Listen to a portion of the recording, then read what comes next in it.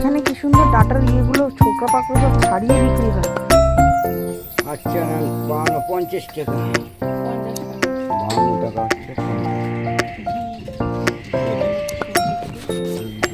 ঝিঙে সেদ্ধ দুটো না দেবো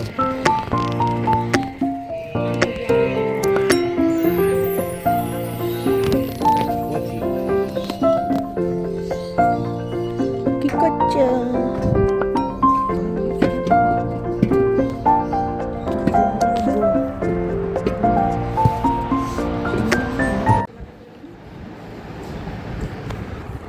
good morning, welcome back to my channel.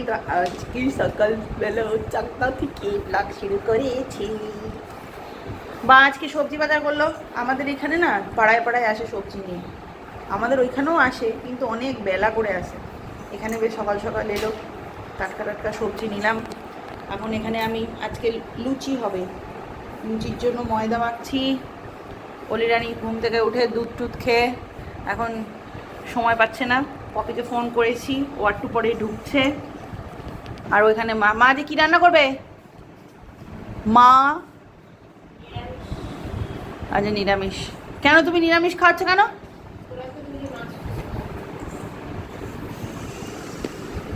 আমরা আজকে মাছ খাবো না। কি বলুন তো, বাবা তো এখন বাজারে যেতে পারে না, আর মা আবার দোকানে যাবে। তো দোকান বাজারে গিয়ে রান্না করে দোকান করতে যাওয়া এটা একটা বিশাল চাপের ব্যাপার। তো সেই কারণে মাকে বললাম যে বড়ার ঝোল, যেটা আমাদের দুই বোনেরই খুব পছন্দের, অলিরানিও পছন্দ করে, তো বড়ার ঝোল হবে। আর হবে হচ্ছে চাল কুমড়ো দিয়ে মুগ ডাল, যেটা আমাদের খুব পছন্দের। আর হবে চাল কুমড়োর বড়া পোস্ত বাটা দিয়ে। তুমি দোকান থেকে কখন আসবে? হ্যাঁ, তাহলে চাল কুমড়োর বড়াটা এখন ভাজতে হবে না? না, আমরা ওয়েট করবো তোমার জন্য। ও হ্যাঁ, ও তো আবার বেরোবে।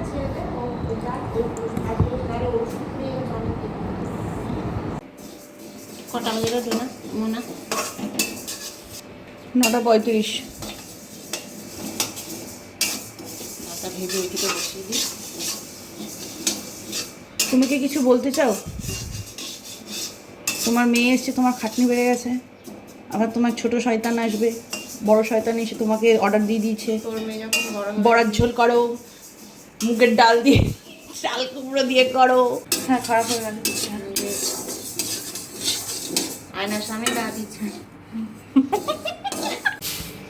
এই যে সর্ষে দিয়ে বড়ার ঝোল রেডি হয়ে গেছে। সর্ষে দিয়ে বড়ার ঝোল, গরম গরম ভাত আর বড়ার ঝোল, অমৃত। যাই বলুন, বাপের বাড়িতে এসে এরকম মায়ের সাথে হাতে হাত মিলিয়ে কাজ করতে কিন্তু এই মজাটা কিন্তু আলাদাই। এটার সাথে কোনো মানে যতই শ্বশুরবাড়ির যত বিশাল বড় বড় কাজই আসুক না কেন, সেগুলোর কিন্তু কোনো কিছুই কিন্তু মানে কি বলবো, মানে কষ্ট হয় না আর কি। এটা শ্বশুরবাড়িতে ঘুম থেকে উঠলেই নিজে হাতে চা বানাও, নিজে হাতে তরকারি কাটো, নিজে হাতে রান্না করো, সেইগুলোতে ধূপ ছাই বিরক্তি লাগছে, প্রতিদিন এক রুটিন।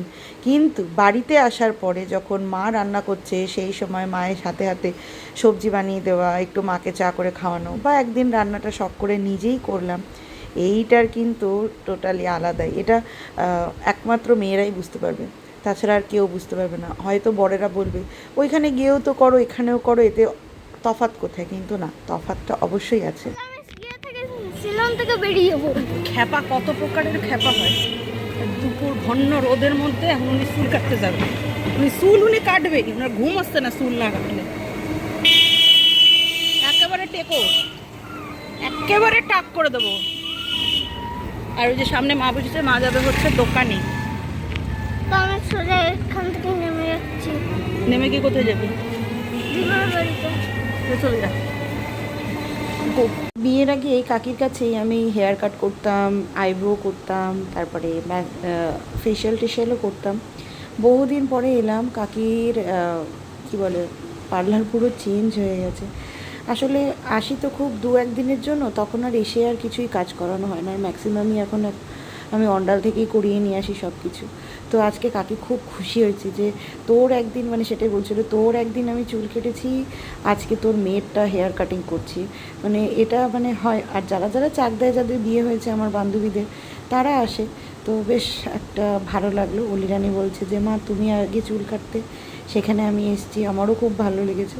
আর এদিকে অলিরানির হেয়ার কাট ডান, সেরকম কিছুই না, ওই পুরনো যে কাটটা ছিল ওটাকে আমি বললাম জাস্ট একটু সেট করে দিতে, কারণ সামনে আবার অলিরানির দুটো প্রোগ্রাম হতে পারে। নইলে ইচ্ছে ছিল যে বব কাটই করবো, বাট একটু অন্য স্টাইলে, মানে পিছনটা একটু বয়েস করতাম, একদম ছোট করে দিতাম, আর সামনেটা যেরকম বব কাটের থাকে সেরকমই করতাম।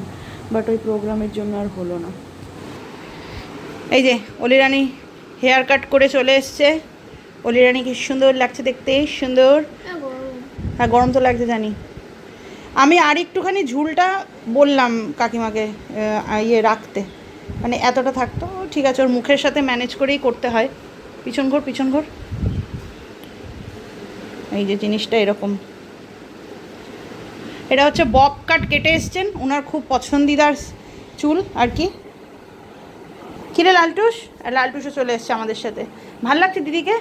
হ্যাঁ এদিকে আয়, আমার কাছে আয়, আমার কাছে আয়। তুই আমি কে হই? হ্যাঁ লালটুস। তুই বলে হ্যালো গাইস। হ্যালো গাইস, কেমন আছো? কেমন আছো? আমি খুব ভালো আছি।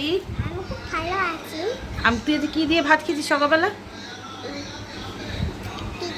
কিচ্ছু খাইনি। কিচ্ছু খাসনি? তোর মা তোকে কিচ্ছু খেতে দেয়নি?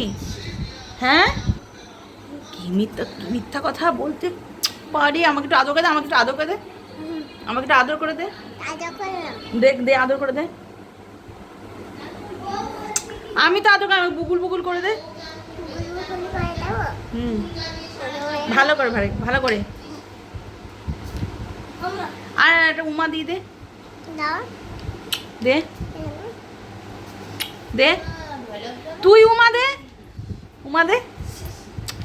মানে বদের ও ও এত বদ, এত বদ। কি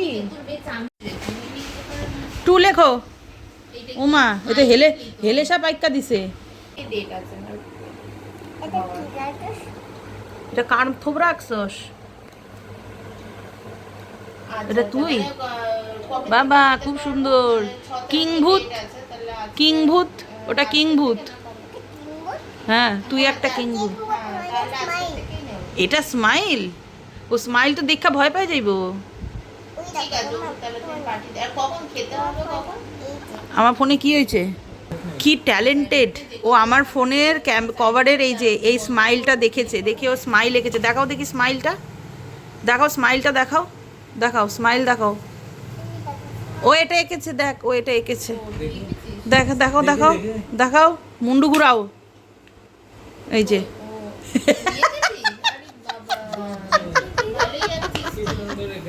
আসলে অনেক দিন পরে বোনের ছেলে সবাই মিলে একসাথে হলে যা হয় আর কি। ব্লগ এডিট করতে আর সময়ই পাচ্ছি না, ওই জন্য গ্যাপ হয়ে যাচ্ছে। তো এই বেলার, মানে আজকের এই দিনের বেলার ব্লগটা এই অবধি রাখছি। নেক্সট ব্লগ আবার পরের ব্লগে দেবো। তো আজকের জন্য এই অবধি, দেখতে থাকুন, টাটা।